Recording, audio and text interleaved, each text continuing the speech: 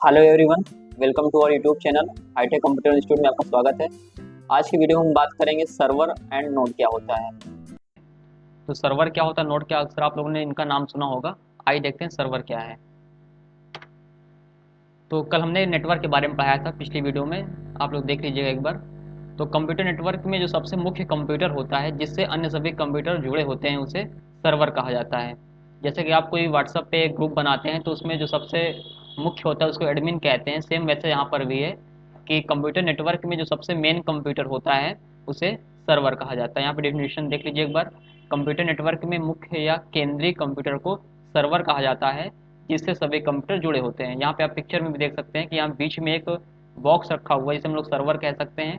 बाकी यहाँ पे ढेर सारे लैपटॉप कंप्यूटर यहाँ पे कनेक्ट हैं। तो ये सभी क्या, यहाँ पे देखिए, तो इन सबसे जुड़े हैं। तो ये सभी क्या हो जाएगा, आपका ये जो मेन कंप्यूटर आपका सर्वर कहलाता है, बाकी सभी आपके क्लाइंट या नोड कहलाते हैं।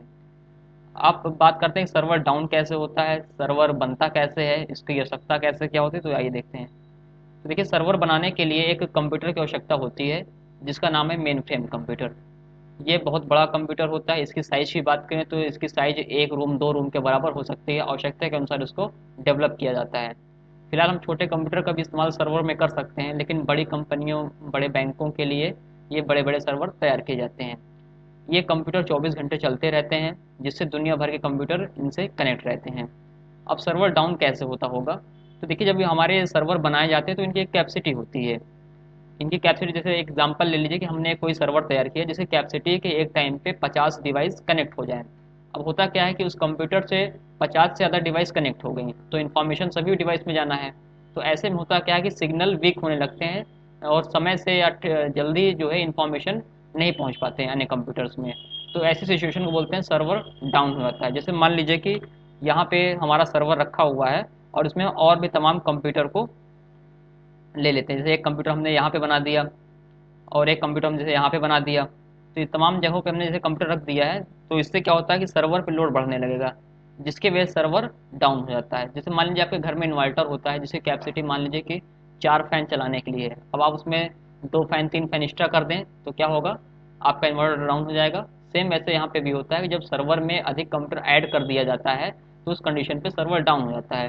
फिलहाल जो बैंक वगैरह के सर्वर होते हैं उनकी कैपेसिटी बहुत ज़्यादा होता है, लेकिन इस समय ट्रांजेक्शन इतना ज़्यादा होने लगते हैं कि सर्वर पे लोड हो जाता है, इसलिए सर्वर डाउन हो जाता है।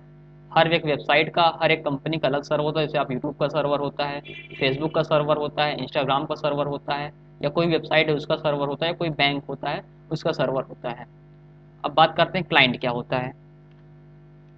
तो कंप्यूटर नेटवर्क में जो सर्वर होता है उनसे जुड़े हुए अन्य सभी कंप्यूटर्स को हम नोड या क्लाइंट कहते हैं। ठीक है, जैसे मान लीजिए हम बताए थे व्हाट्सएप ग्रुप में जो मेन होता है वो एडमिन कहलाता है, बाकी सब मेंबर कहलाते हैं। वैसे यहाँ पे भी होता है कि यहाँ पे जो पिक्चर्स में देखिए आप लोग कि यहाँ पे जो हमारा रखा हुआ सर्वर है, बाकी इससे सारे कंप्यूटर कनेक्टेड हैं तो सभी क्या कहलाएंगे, क्लाइंट कहलाएंगे। बस समझ में आ गई। तो ये था सर्वर और नोड। नोड को हम लोग क्लाइंट भी कह सकते हैं। ये हमारी नेटवर्क की दूसरी वीडियो है। अभी इस पर हम और भी वीडियो बनाएंगे। आप लोग हमारे चैनल से जुड़े रहें। धन्यवाद।